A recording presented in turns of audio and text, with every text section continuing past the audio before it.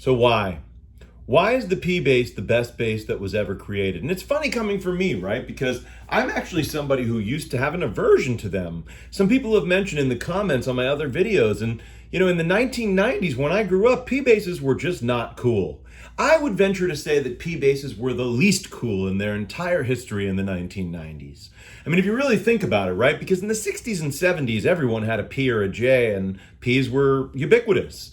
And then in the 80s, they still stuck around, right? Like depending on what you were doing, you might want that sound, especially with rounds in the 80s when things were bright and things were popping.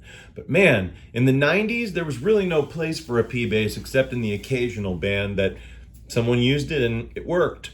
But anyways, that was the era I grew up in, so I was not into these things at that time. And when I thought of one, like I've mentioned in some of my other videos, I kind of thought of a raunchy sound. To me, the P bass, I think I always envisioned it with the tone knob totally dimed.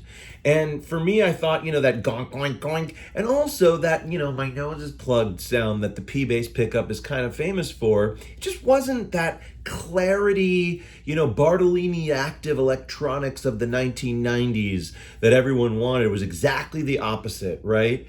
But, as I've gotten older and as I've, learned more about what this instrument does, what it's supposed to do, and what my job is when I'm wielding it, I've kind of realized that, there's nothing that brings me more joy than the basic tone of a precision bass. And it really does everything you need to do. And if you're a minimalist like I am, I don't like pedals, I don't like knobs. I'm sitting here looking at an Aguilar DB751. One of the reasons I got that amp 10 years ago and got one like it many, many years before that is it just has a bass, treble, and mid knob that almost do nothing. So I just want to plug in and have a sound. And that's what it is, basically, a P bass, right? It's just a volume and a tone knob. But I love that. And if something breaks on your P bass, you're going to be able to figure out what it is pretty quickly. Give me 100 Fodera knobs and buttons and things and make me look like Phil Lesh from the Grateful Dead. And if something goes wrong, I'm going to be having a heart attack for the better part of a month. I know it. So that's all nice and well, but really what I'm talking about here is tone. So let's talk about it. Why is the P bass tone so fucking great? I'm sorry to curse. I've been trying to keep this channel clean. I'm trying to figure it all out, but I do kind of curse sometimes, and I want to be myself. So why is it so clean? Why is it so great? Tonally. Well, everyone talks about it, so let's just throw the obvious stuff out there. It's got more bottom than any jazz bass will ever have, and it really fills a low mid and even a little bit of a higher mid space that's just perfect to fit into a mix with a bass drum, a snare drum, and guitars and stuff. It finds its place. You don't really need to EQ it much. It's awesome. When I make these videos, these shorts and stuff, it's like if I'm playing a precision with flats, all I have to do is add a little bit of the main track in and it's already good to go. It's mixed. But if I'm playing that, I just did one recently with me doing Living on the Edge by Aerosmith with my Sadowski, and then you gotta maybe tame the lows or add a little bit here and there, and I did a little EQing on that one. You don't have to do that with a P bass with flats, and a lot of times you don't have to do it with a P bass with rounds either. And that's another thing to mention about a P bass. They're two different basses in the sense that if you put flats on them, they really take on a totally different character than when you put rounds on them. And, the same basic sound, but it really just accentuates a whole different part of that pickup and what it really is capable of. And so I just think from All American Rejects, raunchy pick metal tone on a P bass, all the way to the warmest, thumpiest P bass tone, that I just think it covers all the bases. It really is perfect at what it does. And obviously Leo spent years trying to, perfect the electric bass, I guess. And yes, there were advancements that came with later models and with Music Man and with G&L, but I gotta be honest with you, I can make arguments about why all of those instruments don't come close to the P bass, right?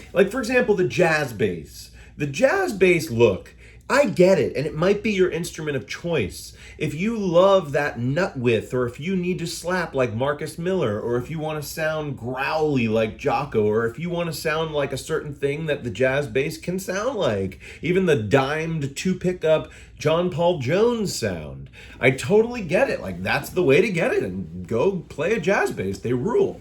But the point is that I will tell you that I have a jazz bass, and the only time I've ever really enjoyed using it ever is in the studio in terms of tone. I'm not even just talking about the fact that it's got a thin neck with a small nut that's not my taste, but I'm saying it doesn't even sound very good to me, except in the studio, and a few times where it just fit right and it had the right growl, and you can add the low end that's missing, in my opinion, in a jazz bass. I think jazz basses are thin. I know other people that I respect feel the same way. I saw that on Scott's bass lessons. Scott and Ian, are playing these mic lulls, and I love that. That's great. Lulls look badass. I've never played one. Can't wait to try one. But I see that, on their lulls, I heard Ian mention that, he got the Thunderbird pickups because he thinks that he loves a jazz bass, but the jazz bass to him is thinner. He wanted a more meaty, girthy tone, and Lord knows you'll get it from Thunderbird pickups. And I noticed that even Scott's J bass that he recently started playing, it doesn't have like old single coils on it. If it does, I don't know, they look like Nordstrand, like the next one that's like more of a wide field or a higher magnetic field. I don't remember what the hell it is. Ellis explained this to me once over at LEH Guitars, but yeah, the pickups I think that are on that are just a modification of the jazz pickup that's designed to solve some of the problems that I think the jazz pickups have, right? But there's not much of a problem with a P pickup, except if you really can't stand that nasally thing. And it's worth mentioning that most Yamaha BBs or whatever even the new ones, like the one that Vincent Garcia is like all over the whole fucking neck, that Yamaha does not have that nasally thing going on. And it's still a P. That's a PJ, and that's different. I'm really talking about just a single P pickup.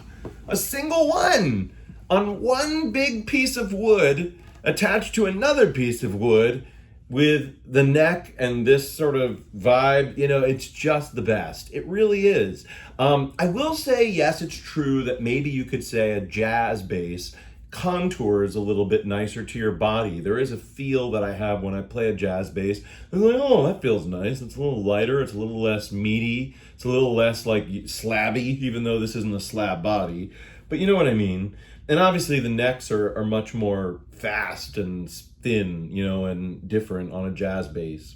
But I think that the thick, chunky neck profile of a P bass is part of the joy of playing it, because I love the way it fights you back. And, some people probably don't like that. If I was a fast fusion player, or if I was all over the place on the bass, probably wouldn't like that. But when you're a groove-oriented player that's trying to get butts moving, I think this thing will always get it done.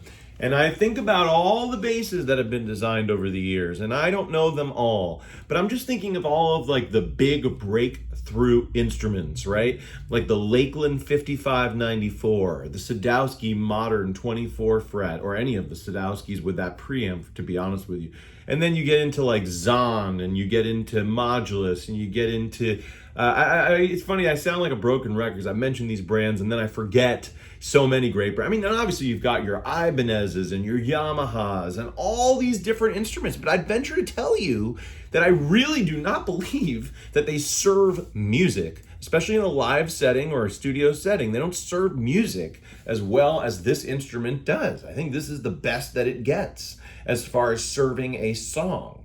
I can understand arguments to the contrary, and I'm not trying to argue that one should not play something else that suits their gig or their style.